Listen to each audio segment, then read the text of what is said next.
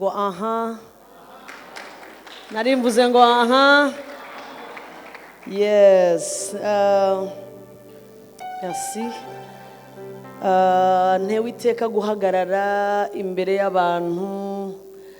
Umwami Imana yabereye maso mu kwa mbere, mu kwa kabiri, mu kwa gatatu, mu kwa kangahe. Bakaba bagejeje uyu munsi. I am blessed to stand before people God has protected from January until today. Hari igihe tumenyera ibintu. Sometimes you get used to things. Hari igihe tumenyera nyine Sometimes ndiho nyine. Feel like I'm alive. Nahumetse nyine. I am breathing. Ukuboko kwawe. My arm is moving. Iyaba waruzi If only we knew icyo biba byasabye Imana. what it requires God. Ubuntu yashyizeho, ingabo yashyizeho ku bwawe. The grace that He has put for you. Nagiye mpumuka amaso. I was opened. My eyes were opened. Kubera ngira umurimo wo kujya gusura abarwayi mu bitaro. Because I visit the sick people so many times. So narasuye umunsi umwe, iyo nkuru nyivuga kenshi. Yahinduye imyumvire yanjye, yahinduye uburyo ndeba ibintu. I tell this story a lot because it changed my perspective. Nasanze umudamu w'umucuruzi ukomeye cyane, umukire ukomeye cyane, baravuje ahantu hose, byanze baramuzana. Kwa kundi babaha amakalma abafasha muri kansa, yarafite kansa yarenze. Barababwira mu Buhindi sinzi n'ahandi ati nimutahe mutegereze. I saw a businessman, a really wealthy businessman. She was taken everywhere in all the countries. Businesswoman, sorry. She was a businesswoman and they could not help her. So they brought her here. They gave her painkillers because they could not help her. Mageze nsanga yari seashika nsanga bashyiraho ishuka agahwana neza mbega ni nkaho nta muntu urimo. There was a bed sheet and when they would cover her it was as if there was no one there. Hanyuma mwegereye muvugishije ambwira ikintu kinkoraho, arambwira ngo mu bintu uri bunsabire banza unsabire basi iminota 30 y'iki ntaribwa. Ati basi senze nabi amasaha 2. Utagira gute ntaribwa. Mita nibaza ukuntu hari umuntu uri murasaba amasaha 2 mfite amasaha 24 ntaribwa. I asked her and she said, the one thing that I want you to pray for me for is to spend 30 minutes, no, 2 hours without pain. And now I think about how I have 20. Kandi wareba ukuntu abisaba n'umutima we wose.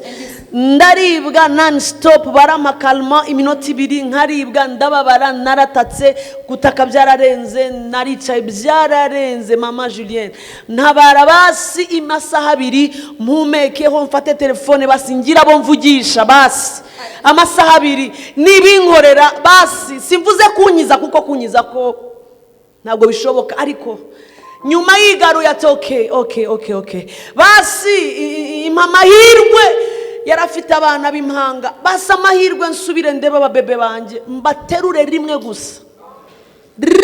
gusa nshira umwe hano nundi hano rimwe mbahe bizu mbabwire ngo sizongera kubabona. Ntekereje ko abana mbahoramo ndataha bakampobera ndavuga ni hari abantu basenga amasengesho y'iryo gewe mfite reka tugarukana amashimwe imbere y'Imana.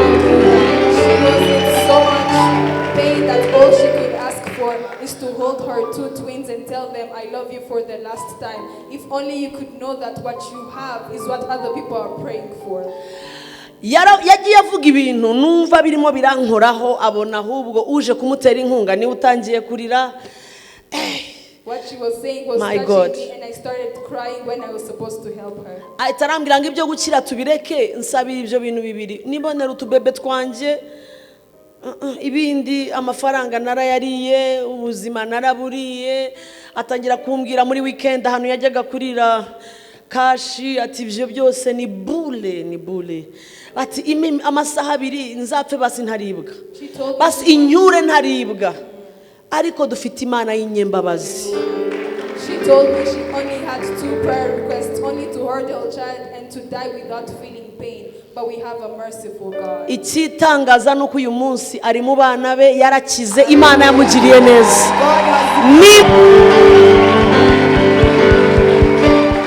Ayo mashini makeya narivuze tuyaha umwami wacu.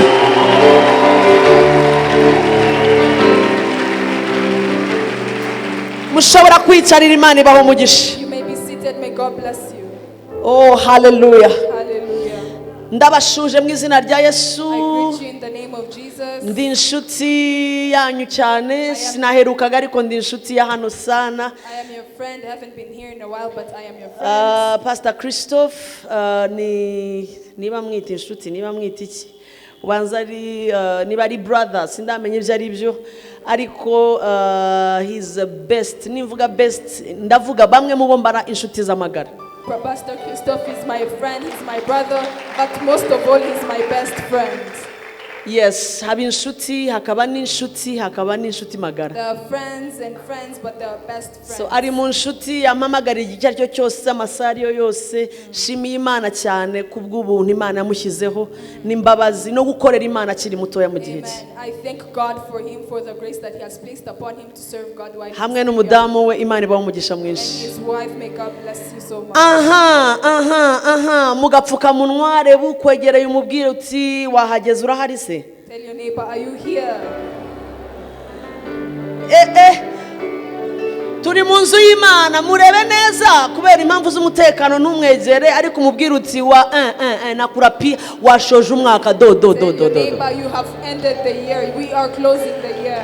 Mubwire ngo abasomwe kuva mu kwa mbere ni benshi, ariko hari impamvu wasimbutse, urasimbuka no kugira ngo ugarukane amashimwe imbere y'Imana. So why God has kept you to come back with thanksgiving. Umwami Imana abaho umugisha. Nitwa Julienne Kabanda. Her name is Julienne Kabirigi Kabanda. Ndi umubyeyi, ndi umushumba, kandi ndi inshuti ya hano. Ndumva abo tutaziranye tumenyanye. She's a mother, she's a pastor, and she leads a church. Abami ba mbere, First Kings. hari inkuru Imana yanshyize ku mutima mu gihe tugarukana amashimwe. There's a story that God has put on our hearts as we pray. Hano hari inkuru irimo irampesha umugisha cyane. There's a story that's blessing me so much. Irimo irahinduka nshyashya every day. It's becoming new every single day. Ndatekereza ko irimo irakora ibintu bikomeye mu buzima bwanjye. Ndimo ndayivugaho cyane bishoboka kuko irimo irakora ibitangaza mu buzima bwanjye. Kandi iyo mbona ikintu kirimo kirampesha umugisha, menya ko ari ikintu cy'Imana ishaka kumbwira abandi. Amen. It's blessing me these days, and when something is blessing me, I know that's what God wants me to share. Turi mu gitabo cy'abami ba mbere. Yes, We are in First Kings. Abami ba mbere ibice ni bitatu, turahera ku murongo wa 16. Chapter 3, we will start at 16. Abami ba mbere 3:16. First Kings 3:16. Abami ba mbere mwahageze? Are we there? Salomo acira abagore babiri imanza. Bukeye abagore babiri b'abamaraya basanga umwami, bamuhagarara imbere. Merci. Umwe muri bo aravuga ati, Nyagasani, nabanaga n'uyu mugore mu nzu imwe. Bukeye turi kumwe mu nzu, mbyara umwana. Ngira gute? Mbyara umwana. Arabizi neza ko yabyaye. Maze iminsi 3 mbyaye, uyu mugore nawe arabyara turi kumwe. Nta mushyitsi wari kumwe natwe muri iyo nzu, keretse twebwe ubwacu. Vuga ngo amina. Ariko nijoro umwana w'uyu mugore aragira gute? Sema sana. Arapfa. Apfa urupfu rutunguranye. Azize iki? Azize yuko yamuryamiye. Vuga ngo mu izina rya Yesu. No. Azize yuko yamuryamiye. Iyi nkuru irimo irakora ibintu bikomeye mu buzima bwanjye iyi minsi kabisa. 20 icyo gicuku arabyuka, ankura umwana mu gituza. Uwabyutse mwamumenye? Wa mugore wapfushije umwana we yagize courage yo kugira gute? Yo kubyuka mu gicuku. Murebe ibyo yakoze.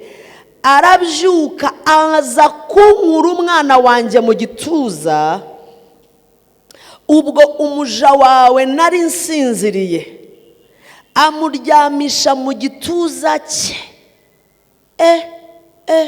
Wa wundi wapfuye amuryamisha he?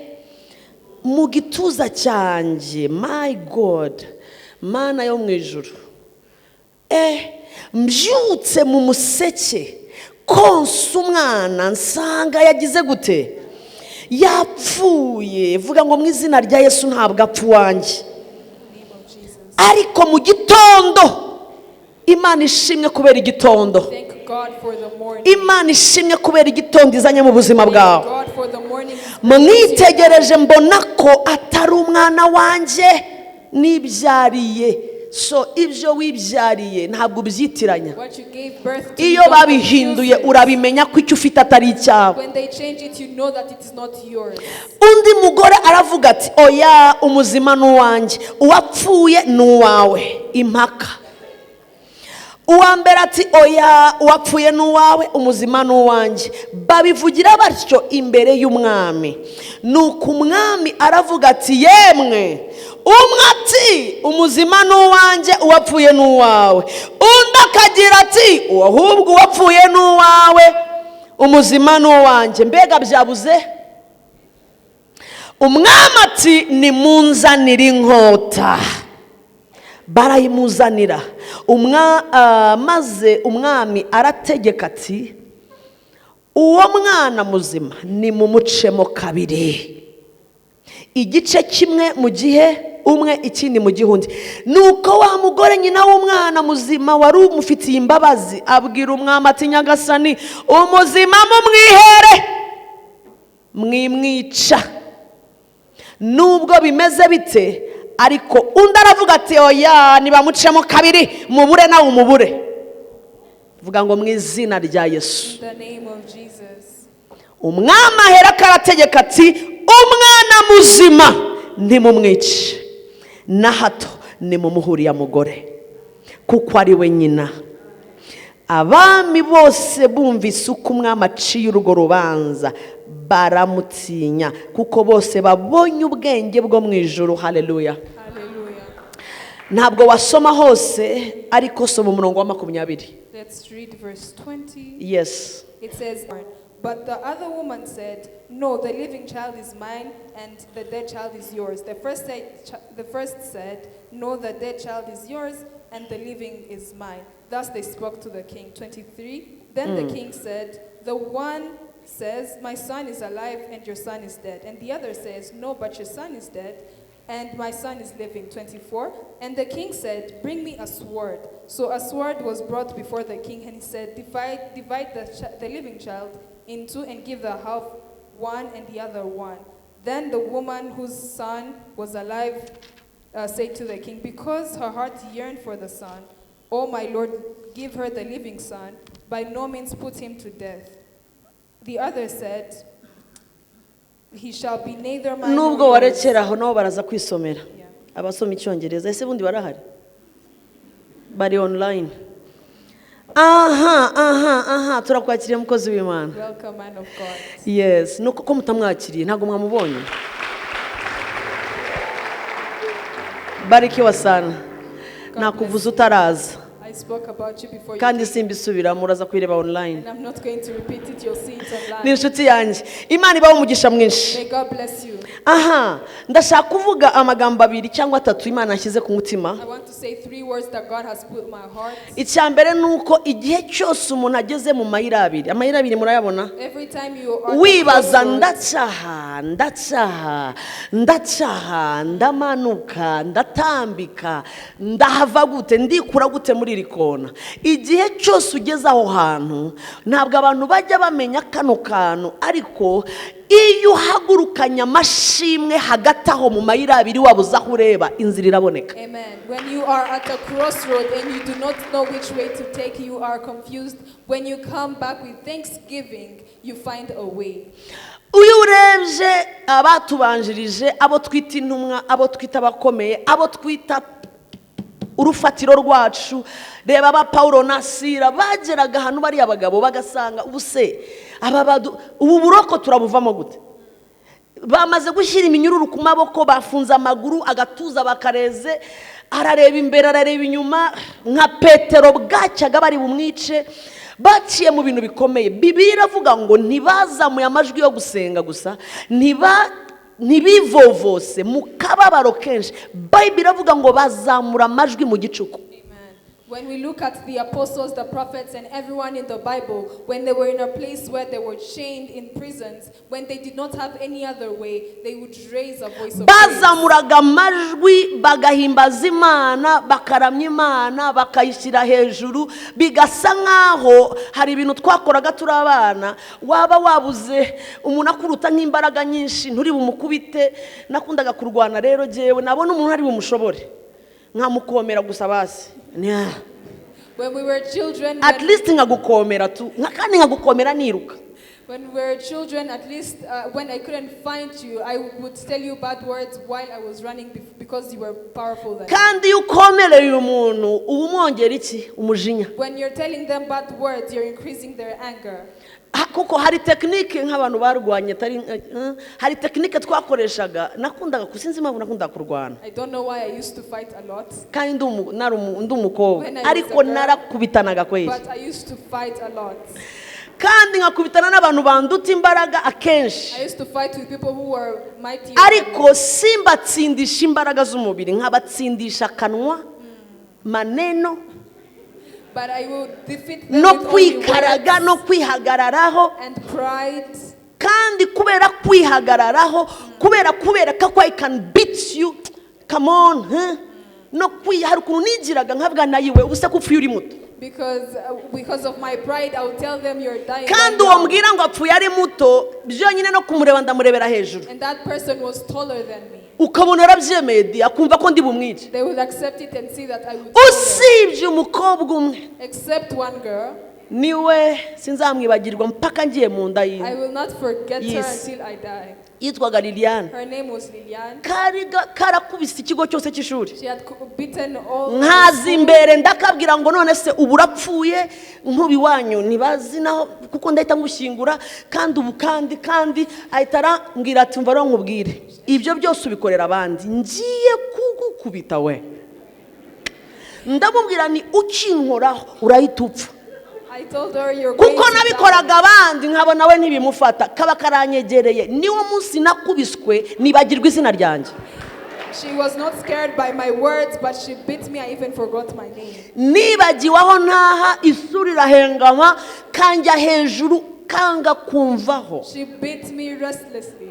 Ariko abandi bose nabatsindishaga domo. But I would defeat others using narababwiraga nkababwira rero ba Paulo na Sila n'abatubanjirije buruko bageraga hanu batari bwikure bazamuraga mdomo bakavuga ngo wanyimfunza amaguru wamfunza amaboko ariko igihe akanwa kagishobora kuzamura ishimwe igihe ngishobora kuvuga ntabwo uri buneshe igihe umwanzi yagushyize ahantu utakwikura jya uzamura akanwa uvuge ngo mfite umurengezi mfite umvugira iburyo bwa data. Whenever Paul and Silas were chained to their arms, to the legs, they would raise their voices. Whenever you have no way, say I have a helper, a rescuer. Aha hari umugore wari ugeze mu mayira abiri. There was a woman who was at a crossroads. Hari umugore wari ugeze ahantu hamugoye. She was at a complicated place. Ikintu cyakoze ku mwana kiba kigukoza ahantu gakomeye uri umugore. Something that has touched the child, it has touched you as a parent.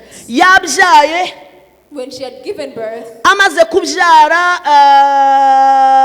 aronsa atangira kwishimira konsa. She nursed the child. She was happy to do that. Agira umunezero kwitwa umubyeyi. She had the joy of becoming a mother. Yonsa umunsi wa mbere wow, umunsi wa kabiri wow, abona kana ke aragakinisha agira umunezero. She nursed the first, the second day she was joyful. Umunsi wa gatatu ngo bari indaya ebyiri zibana mugenzi we apfusha umwana ariko amupfusha kubera kurangara amupfusha yamuryamiye amupfusha kubera mbyiti kubera Satani. I tell you. Amen. The second prostitute lost her child because she had laid on her because of distraction. Mwakongera volume ya interpreter Yes. Aramupfusha arabimenya ko yapfuye. She lost her son and the son died. Aba babiri bombi bari mu nzu imwe, baryamye mu nzu imwe, bari mu cyumba kimwe. These two were in the same room, in the same house, on the same bed. Uwapfushije yagiye kumva yumva yamaze gupfusha ibye. Arahindukira ajya kureba asanga yaryamiye umwana. Abibonye ko yamuryamiye, Bibiliya iravuga ngo aragafata akana akajyana mu gituza cya wa wundi ufite umwana muzima. Afata umuzima amumukura mu gatuza, aramujyana amushyiriwe, atangira swati kumwonsa, umurambo awushyira mu gatuza ka mugenzi we. When that woman realized that her son was dead, she took the son and put it in the chest of the one who had a living child, and she exchanged for her son. She probably started feeding her, but then she had the chance of like exchanging them. Reka mbabwire inshuti z'Imana, aba badamu babiri, aba bantu babiri ni nabwo bwoko bw'abantu bahari uyu munsi ku isi. Turi muri ubu bwoko bubiri. Hari abantu bari maso kubyo babyaye nicyo bagomba kubyara. Hari n'abandi bantu batari maso cyane barangaye kucyo babyaye kandi bakiryamiye. There are two types of people in this world. One, the ones who are watchful of what they have given birth to, and others who are distracted, who are sleeping on what they gave birth to. Hari umugabo twahuye narimo ndava ahantu. There's a man that we met. I was coming from a place. I remember him. Ava mu bisekuru bingahe bigera muri bine by'abapasiteri niyo nkuru yambwiye n'umunyamerika black. Abapasiteri kugera hasi kugera kuri we. Na papa w'umubyara n'umupasiteri. Igitangaje na mama we yari umupasiteri. For 4 generations, his ancestors, all of them were pastors. Even his mother was a pastor. Turahura dutegereje twese indege ituzana hano I Kigali. We were waiting for an airplane that would bring us to Kigali. Ariko yari posede, sindabona umuntu wari posede nk'uriya mugabo. Yari posede. He was possessed by demons. Araza nyine urumva aranyegera, urumva ibyo yashaka kubaza akazina buriya. He approached me, he probably wanted to ask for my name. Hanyuma ndamubwira ni jewe ndi pastor. I told her I am a pastor. Araseka cyane ati nanjye arajewe rero iwacu ni pastor. Ati rero ibintu bya pastor punguza mdomo. He said even all my ancestors are pastors. Ngo nanjye kindi mu maraso. He said it is in my blood. Ndavuga ni mama wangu. Turaza tugiye kwinjira nsanga niwe afite nimero inyegereye turicaranye hano. When we entered the plane, he had the next seat to mine. Ndamubaza ugiye Kigali gukora iki? Ati mfite business zikomeye cyane, mfite ambwira ibintu bikomeye, ariko nyine akomeza ya gahunda yari yabanjirijeho. And then I asked him, what are you doing in Kigali? He said I have businesses in Kigali, but he continued asking. Ngiye kumva hari abantu bajye bavuga ngo nari mu bihe byiza. Yakubise igiswata kuko yasanze nanjye ndi mu bihe. Because he missed, because he knew I was in my moments. Ndafashwa turi mu ndege, hanyuma Imana mu buntu mvugana n'ubuzima bwe. God gave me the grace to speak unto his life. Imana isa n'intamuruyeho amaso. God opened my eyes. Ndamubwira nti urambeshye, ntabwo ugiye Kigali kubera business. I told him, you're not going to Kigali for business. Ugiye Kigali kubera umukobwa mwahuye kuri internet, talalala arankanurira, arayazura neza. Nanjye mbonye bisa nkaho ari ibyo ni ubanza ari ibyo Imana yamanutse. I told him, you're going to Kigali because you're going to meet a woman, and then he looked at me, and then I knew that God was descending. Turakomeza arankanurira yanga gukoma amakabyo arayareka, arabyihorera, antega amatwi neza, aranyumva. Ndamubwira ni I Kigali tuvugisha ukuri, hari business ugiye mati ntayo. Imana iramfasha, ndamufasha, turaza iminota mike. Ndamubwira ni kwanza mama umugore wawe n'abana bari muri Australia. Even when we were kept walking, Ikigara hugiye, try to be quick.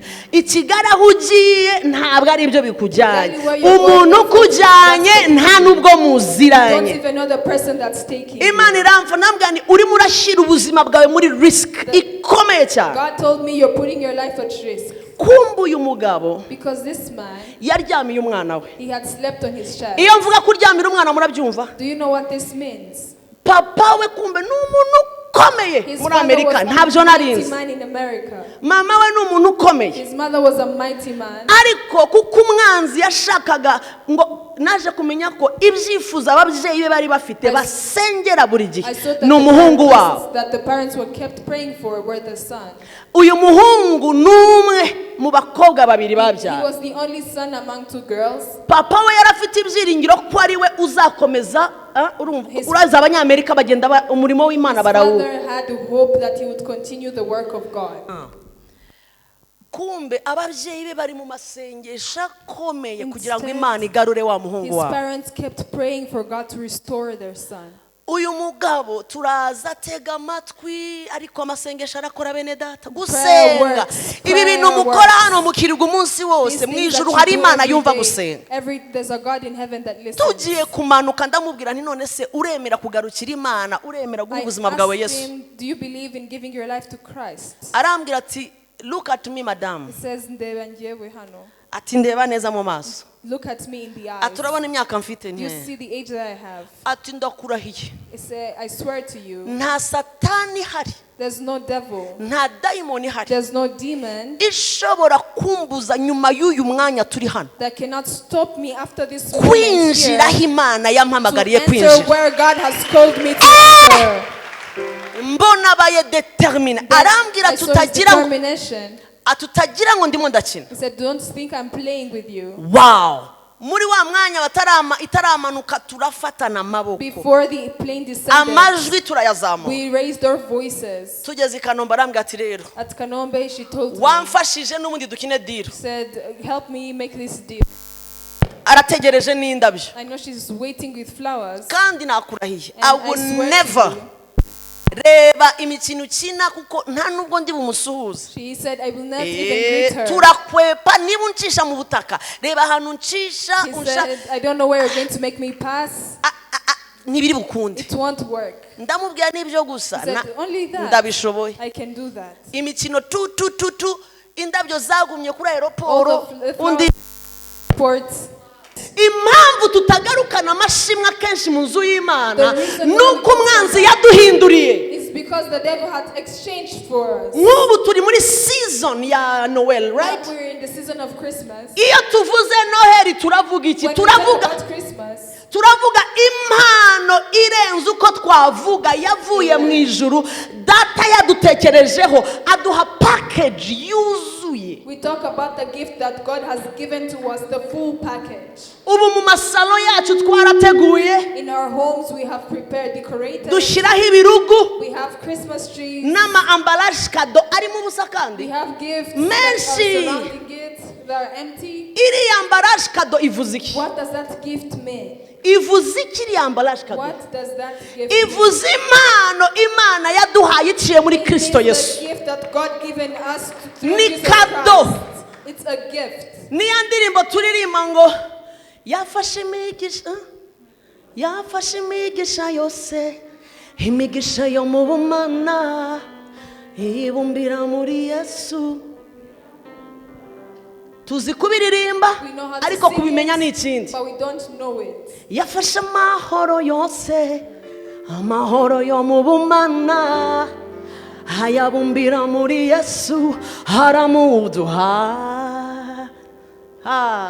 Yafashe ugukira kose, ugukira ko mu bumana akubumbira muri Yesu haramuduha.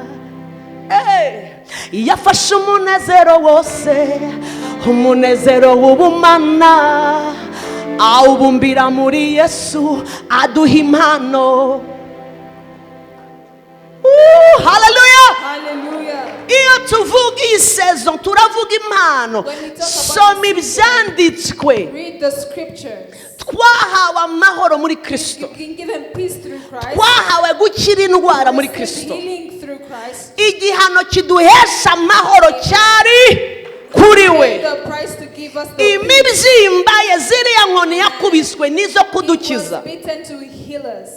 Iyo utarimo uragendera mu byo wahawe na Kristo uba waranyazwe. When you're not walking through what God gave you, you've been stolen from. Iyo utarimo urabona mu buzima bwawe ibyo Kristo yaguhereye ubuntu bitari muri action when you do not see bidakora, when you do not see what God gave you in action, bivuze ko umwanzi yagukuye ibizima mu gatuza it arabijyana. means the devil took the living from you. Ndakurahiye uyu mwaka ntusoze utaragaruza ibyawe Do bizima. not let this year pass without bringing back your Wikwemera kugumana ibipfuye kandi bizima bihari. Do not accept to stay with the dead when there is the living. Uyu mugabo yamaye isomo arimo arahindura isi. Nakurikiye This man is agaklipu changing the world.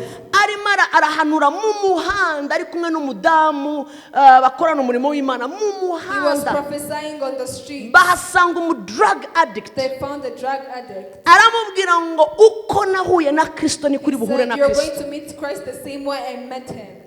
Uziko ndeba uriya mugabo nkavuganiye Do you know that I see that man umwanzi adukoresha iby'ububwa kuko ashaka ko turyamira iby'agaciro twahawe. makes us do foolish things because he wants us to lay on the precious things that we've been Mu gihe ugarukana amashimwe muri iki cyumweru, Come back with praise this evening. senga ugarukana iby'agaciro byose Kristo yaguhaye. All the valuables that Christ has given. Niyo mashimwe. Those are the praises. Bayibuli iravuga ngo hari unezerewe muri mwe. The Bible says, is there anyone who's happy? Akora iki? Let them sing. Aririmbe, zana amashimwe mu ndirimbo.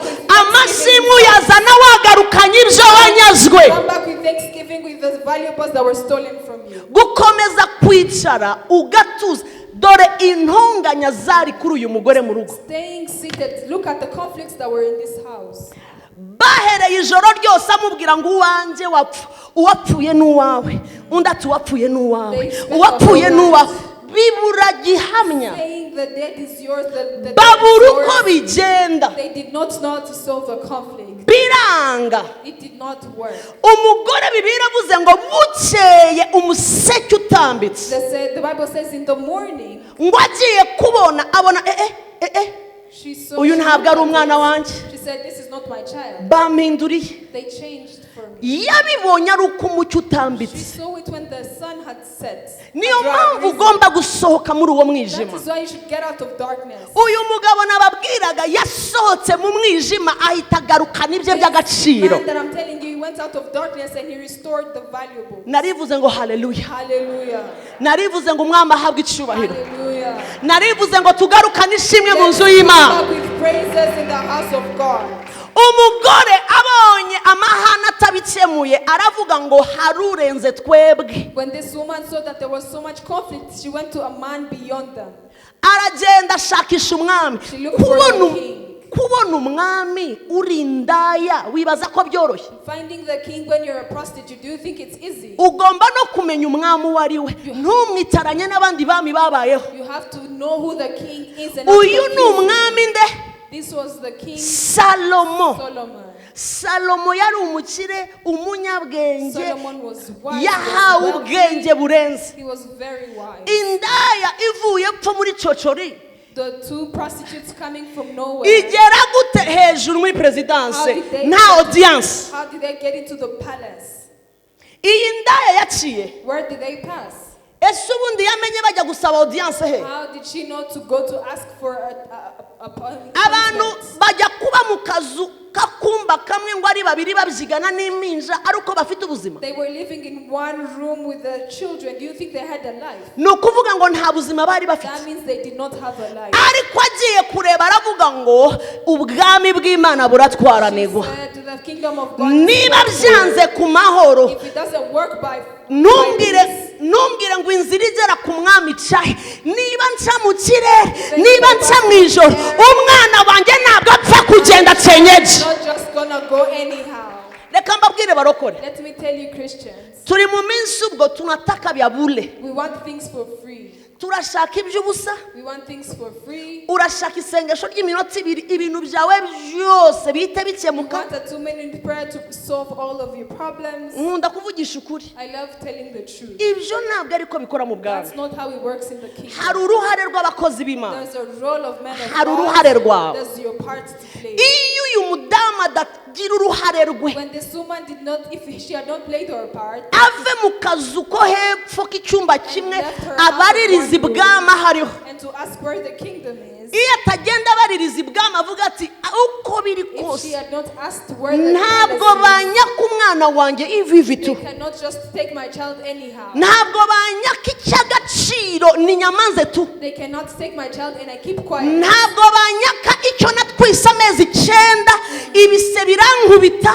ndara ijoro ivi A tu child that I carried for 9 months, I suffered for. They can't just take her anyhow. niba hari igihinduka mu buzima bwawe kiratangirana If nawe anything has to change in your life, it starts with you. niba hari ikiri bufata undi murongo ibintu bigahinduka mu buzima bwawe it starts with you bitangirana nawe determination y'imbere ukarahira ukavuga ngo nca hejuru nca mu mazi nca mu kirere umwami ndamugeraho. The change that you're looking for is going to start with you. Whether you pass in the water, in the fire, you're going to reach there. utararebesha imirari If you do not struggle, ntabwo satani amenya ko mutangana. that therefore that you're not equal to him. bibiri itwereka uruhande rwe The Bible shows us his part. iravuga ngo ni mumurwanye ntabwo ivuga ngo ni mumurebe ntivuga ngo mumuririmbire iravuga ngo It doesn't say sing for him, it says fight him. numurwanya ngo azakora iki azahicara When you fight him, he's going to flee. iravuga ngo numurwanya azakora iki He said when you fight him, semeni sana amen. ngo nitumurwanya azakora iki When we fight him, he's going to ntabwo run. bibiri ivuga ngo nimumurwanya azasuzugura The Bible doesn't say he's going to disrespect you. ntabwo bibiri ivuga ngo nimumurwanya aziraza The inyanza Bible doesn't say he's going to delay. bibiri iravuga ngo niba uri bugarukana amashimwe yuzuye The Bible says murwanya if you kuva imbere Fight him. numurwanya nawe azahunga When you fight him, he's going to flee. bivuze ngo Which means kimwe mu bintu afitiye experience one of the things he has experienced, azi guhunga he knows how to flee. azi guhunga He knows how to run. yabuze abamushyira ku mufururizo. Doesn't know he hasn't found people who make him run. Reka mbabwire inshuti z'Imana Let me tell you, friends of God, utaragira ibintu uhaga if you've not been fed up, utaragira ibintu bikugeraho if there are things that you're not that have ntabwo uba uraba umukandida nyawe wo gusubirana umwana wawe muzima. you're not a candidate to be returned your child alive. ndashaka murebe uyu mugore ibintu nka bitatu yakoze Let me show you the 3 things that this woman did. yishyizemo gushakisha inzira aho yaca hose icyo ashaka ni inzira imugeza ibwami kwa Salomo. icya kabiri yishyizemo ko nta kintu kiri bwibe iby'agaciro yahawe n'Imana. ibintu wahawe n'Imana, impano zikurimo, ubutunzi bukurimo, urugo rwawe, ubuzima bwawe bw'umwuka, urubyaro rwawe, akazi kawe, umubiri wawe, ibyo ni iby'agaciro Imana yaguhaye. narimbuze ngo nutashyira muri wowe kurwanira iby'agaciro wahawe ugashakisha hari inzira ikugeza ku mwami. reka mbabwire ngo ibintu ntabwo bikemukira mu nzu, ibintu bikemukira imbere y'umwami. nari nkavuze kandi ntabwo ibyo bintu byawe bizakemukira mu nzu yawe hariya wirirwa uririra ku musego. ibintu byacu bikemukira imbere y'umwami.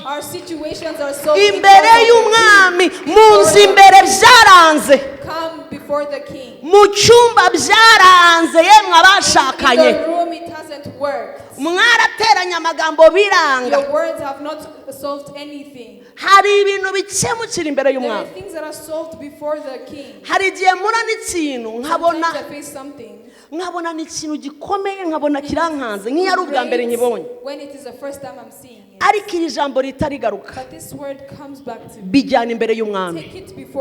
hari umwami dufite utajya unesha, utajya unanirwa, ufite amaboko atameze nk'ay'abantu. nk'abantu. mighty arms, not like people. Umudamu yaraje ambwira ikintu ngira ngo arimo This arambeshya. woman told me something and I thought she was lying. Hashize iminota ingahe mbona umugabo waraje, mbona abasista be baraje. After 3 minutes, I saw the whole family, the husband and the sisters. Yaramaze amezi anabyaye. She had a child of 4 Agira months. inzozi. She had a dream. Agize inzozi ngo abashuti be bari bamusohokanye mu nzozi, abona bamuhaye amafi sinzi n'ibindi biryo. Out with her friends and then they had fish. Abyutse mu nyuma yaho ngo yumva arashaka kurya ifi cyane. When she woke up, she wanted to eat fish a lot. Yegereye frigo, When she approached the fridge, abakuyemo amafi akonje ayashyira mu mazi, and put it in water, agiye kumva yumva arashaka kuyarya ari mabisi. she wanted to eat the fish raw. Afata icyuma akuraho bya bintu sinzi ukuntu babyita. Yes, ibi by'inyuma arabiharagata. She prepared the fish when it was still raw. Urumva ni kare cyane mu gitondo, ntabwo yajya kubyutsa abakozi. She could not wake the maids up. Arangije arabiharagata. She prepared it. Ubwo yashyizemo amazi ashyushye kugira ngo barafu ishiremo neza. She put in hot water. Cyari igifi kinini, apasura mu nda. It was a big fish. Ashaka kugira ngo akuremo iby'imbere. She wanted to take the inside of Ngo the fish. agiye kumva yumva ntabwo ari bubikuremo. She felt that she Ngo abirebye abona birasa neza it cyane. looked yummy to her. Abashyize mu kanwa. She put it in the mouth. Ahera ku mutwe. She started from the head. Arakacanga. She ate it. Agera arayijyana mpaka ku murizo. She ate it all until the tail. Yagiye umugabo yarambwiye ngo yagiye gusoza kubera urumva ifi nini ifite amagufa manini You cyane. know how it has many. Yaramujombaga akajya kuyakuramo amaraso ntibamenye ni amaraso y'ifi cyangwa n'ay'umuntu kuko yaravaga cyane bikomeye ahantu hose amaraso ava. She had so much blood you could not differentiate her blood from the fishes.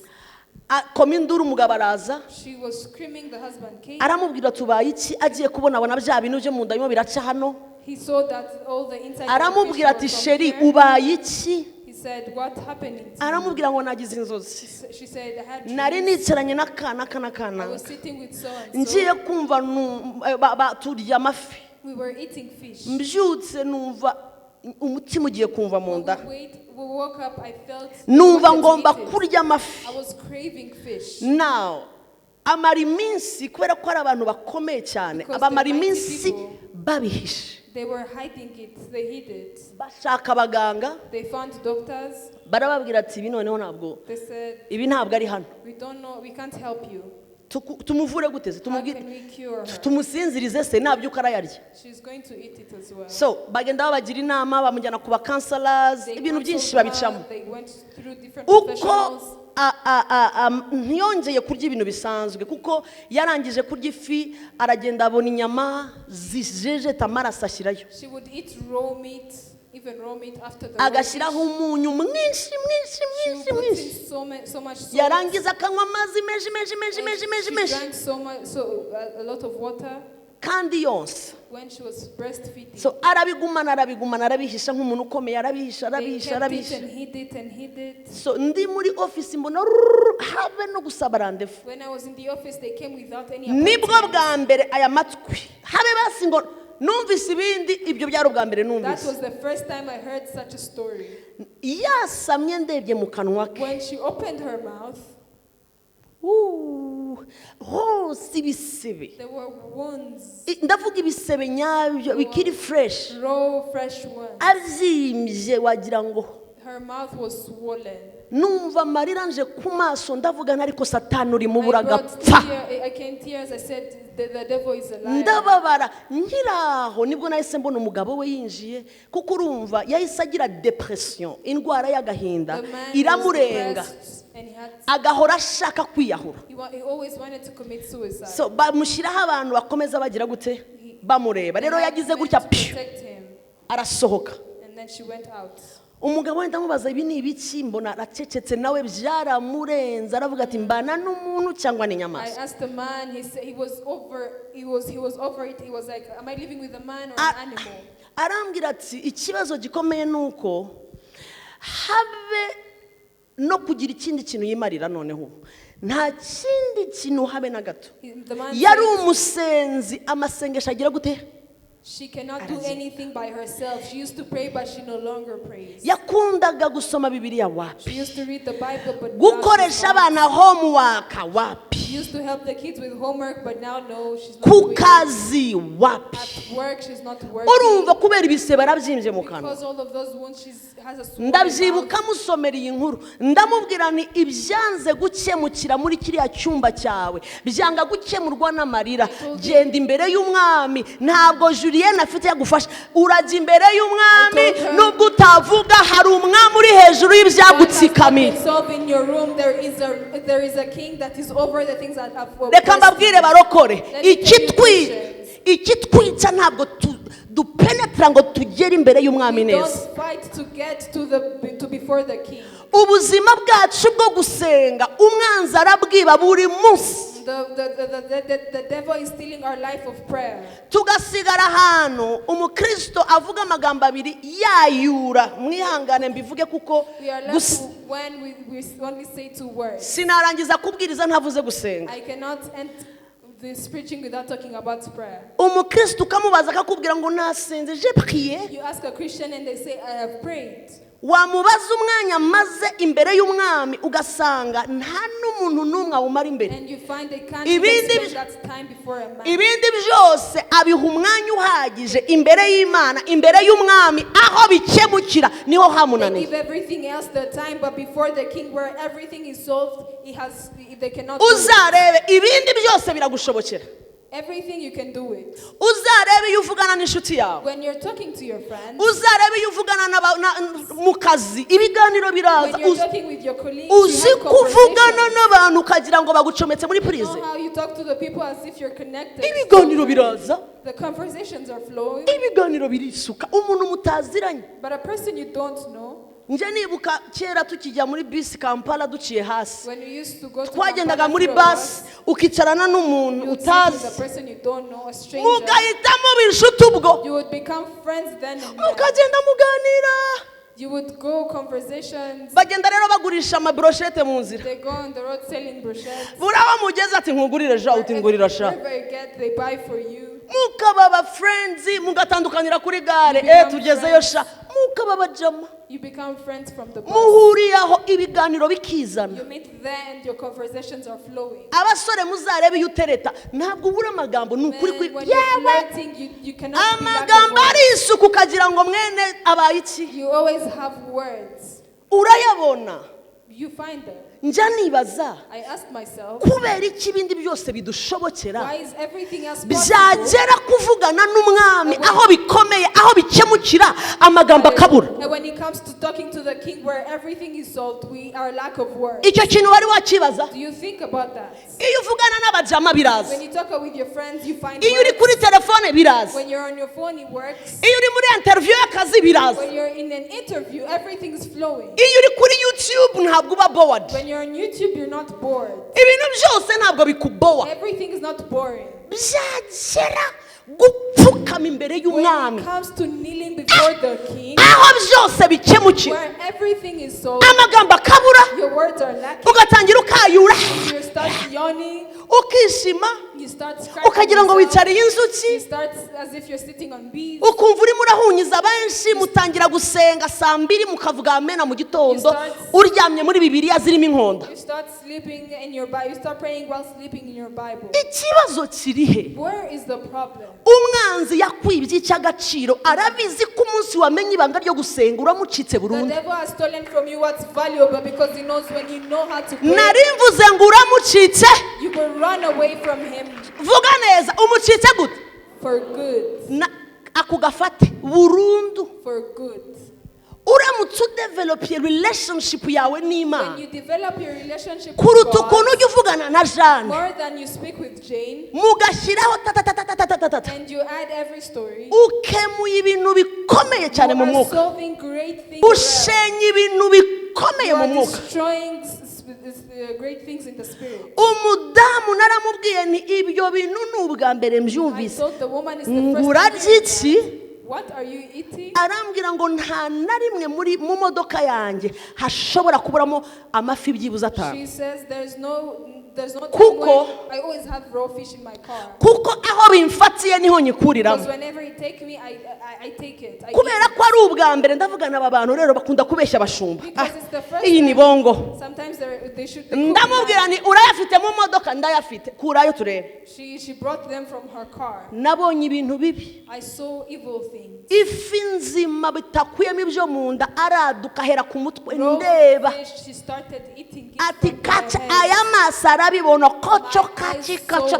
ibyo mu mutwe bya bindi by'imbere mbona biciye aragarura. She would eat everything. Amaso akayakanura wagira ngo aratewe And she would n'iki. open her eyes as if she's Ndangije possessed. ndamubwira ni nanjye ndakurahiye aho byavuye umwanzi yagukuye ibizima mu gatuza mu ijuru hari umwami uri bugukemurira She said, ibintu. I told him there's a king in heaven that's going to solve this. Umugabo waje ndamubwira nti nimukinge hariya ntabwo tuva uyu mugore wawe I told the adakize. husband we're not going to leave this place. We're not killing Arambwira your wife. ntabwo umugabo wakijijwe ati ubuse pastor The man is not saved. He said, Pastor, ko dufite umubebe we have a baby. Jewe numvaga nshaka agende yonsa umwana kuko ibi ndabona byarangiye I azapfe. wanted her to go and nurse the baby because I Ndamubwira see ntabwo this wizeye ko Imana ibishoboye ati irabishoboye ariko Don't you apana believe ibi. that God can do it, but not this. Ati pastor ati birarenze agahita arira. He said, and then he was Akambwira ngo crying. ndareba umugore nkabona ni I igikoko. see my wife as an animal. Ati umunsi umwe yari inyama akana kacu gakuru kariruka kamanuka amasikariye karagwa. One time she hit me. Karamutinya karamureba kabona Our kamutinya. eldest child was afraid and terrified of her. Reka mbabwire ngo dufite umwanzi uhora utwifuriza guhora mu buretwa bwe hejuru tukagira umwami iyo tumupfukamiye ahora twifuriza ibyiza. A king that always wants good for us. Umugore twafashe iminota amamagara n'inshuti zanjye I ni even called nimuze my friends and tell them come here. baraza They came. maze duhamagara iyo mu And ijuru. then we called the God of heaven. Twari abashumba niba bangahe We were umugabo we were wahagaze pastors. gutya The husband was standing. arira gusa He was just crying. aravuga ngo Imana niyinkiriza uyu mugore akareka kuba inyamaswa nzayikorera imyaka yanjye If yose. God saves my wife, I'm going to serve him all of my life. Hashimwe Imana yamubohoye. Praise God that delivered her. Arabohoka. She was delivered. Umugabo we nkunda abagabo bavuga ikintu kandi I bakagikora. love how men say things and they do them. Ari ku muriro wangu. Now he's on fire. Yambwiye ati icyanditswe azi ni cya He kindi. said he only knows the Yarambwiye ati scripture. bikemukira imbere y'umwami. It is solved before the king. Ndebera gahoro ukwegereye umubwire ngo imenyereze imbere y'umwami ni naho dutwara amashimwe. Tell your neighbor, get used to before the king because that's where we take our praises. Iyo utinda imbere y'umwami iyi teme muriho irakorohera kuko usanga kuzana ibyifuzo buri kanya bidakora. Utinda umuha amashimwe kuko akunda gutura mu mashimwe y'ubwoko bwe. Before the king, you keep praising him because he dwells in the praises of his children. Bibiliya iravuga muri Psalm 4, 7 na 8. In Psalms 4, 7 and 8. Iravuga ngo utumurikishirize mu maso hawe. Shine us with your light. Ariko wahagusomera Psalm 4 hanyuma nsoze dukomeze igitaramo. Psalm 4 Zaburi 4. Oh my God. Aha nahageze. Okay, karindwi. Hariho benshi babaza bati ninde uzatwereka ibitunezeza.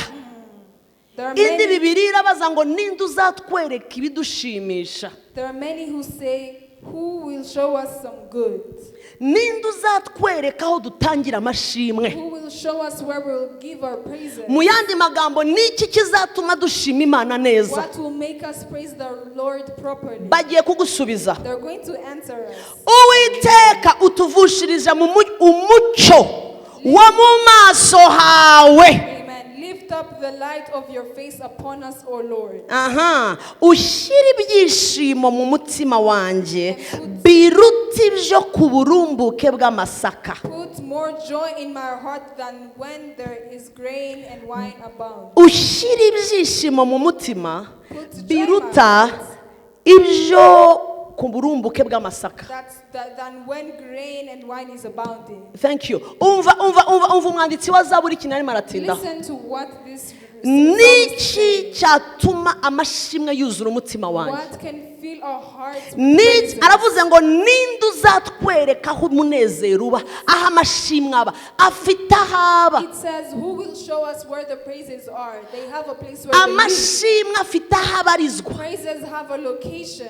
amashimwe afite aderesi. They have an address. Ntabwo apfa kwisuka, ntabwo wahora wibuka gushimira Imana, nta nubwo ubyibuka, ariko afite aho They abarizwa. have where they're located. There are places where you can Ahise asubiza ngo abonekera mu mucyo wo mu maso h'Imana. lift up the light of the face of the Lord. Dore nkwereke, Let me tell you. arimo arasubiza avuga ngo He's answering by saying, nk'uko Mose yasabye ngo unyereke mu maso hawe. Iyo dusenga tuvuga ngo show me your face, nyereka mu maso hawe Mana, urimo uravuga ngo aho niho ndi bukura amashimwe atajya ahagarara. but we tell God to show us his face. That's where we'll find unstopping praise. Umwanditsi wa Zaburi ararahiye, ntabwo amashimwe aboneka kubera ko bashyizeho igiterane. Praises is not found when you have a crusade. Ntabwo amashimwe azana nuko baguhaye teme yo gushima. They're not given by a theme of thanksgiving. Amashimwe azana nuko wagiye aho ubonera mu maso h'Imana, aho ni muri presence When y'Imana. you see God, in the presence of God. Aravuze ngo niho habonekera ibyishimo biruta ku munsi w'uburumbuke bw'amasaka.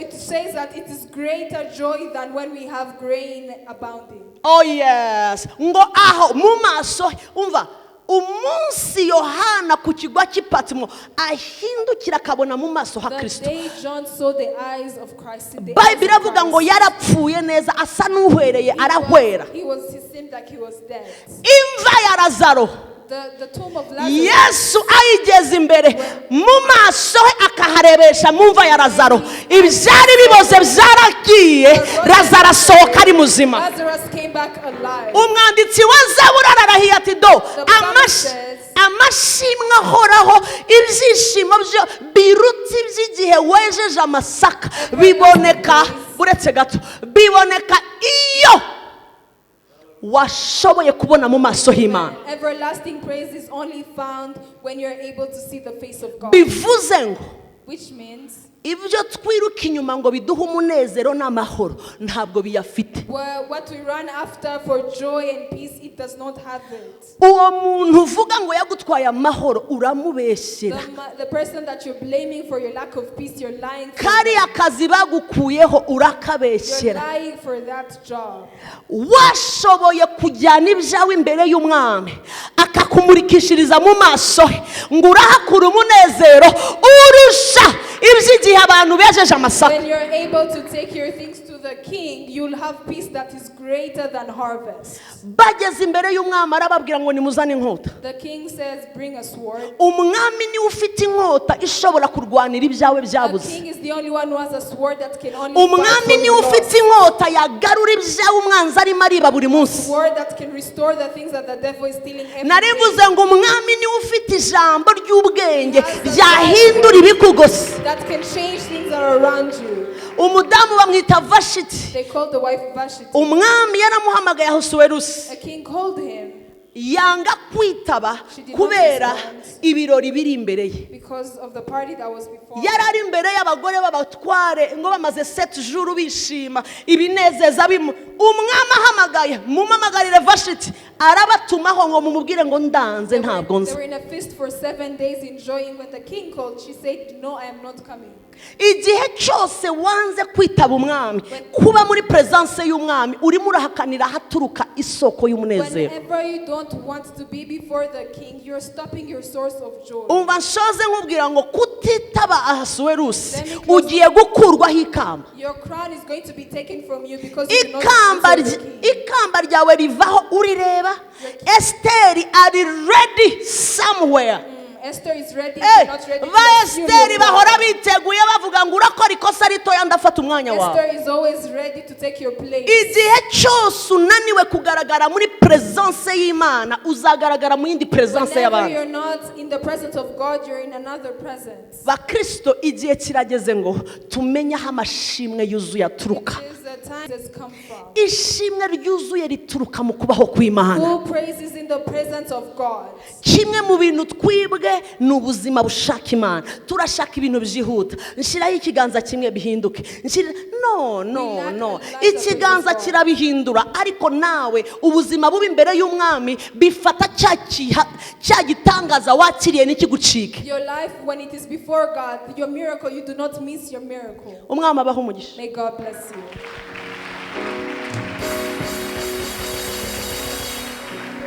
Mwanyemerera tugasenga isengesho rimwe. Allow me to say one prayer. No, sava turashoje. Mwanyemerera tugahaguruka tugasenga Allow isengesho. me so that we can pray one prayer. Reka tubwire umwami ngo aho amashimwe aturuka turahazi. Let's tell the king we know where the thanksgiving comes from.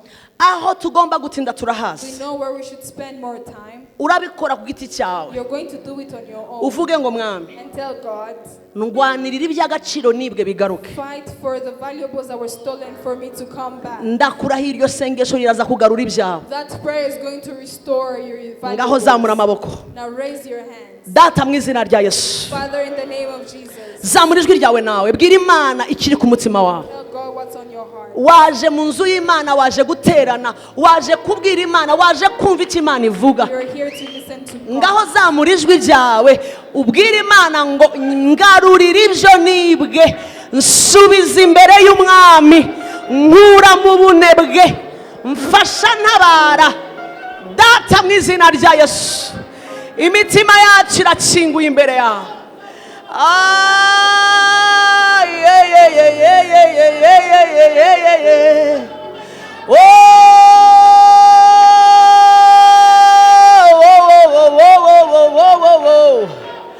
Dusubize ku rufatiro mwami, dusubize ku rufatiro mwami, dusubize ahantu nyaho mwami, dusubize imbere y'umwami aho tubarizwa, aho dukura umunezero w'iteka.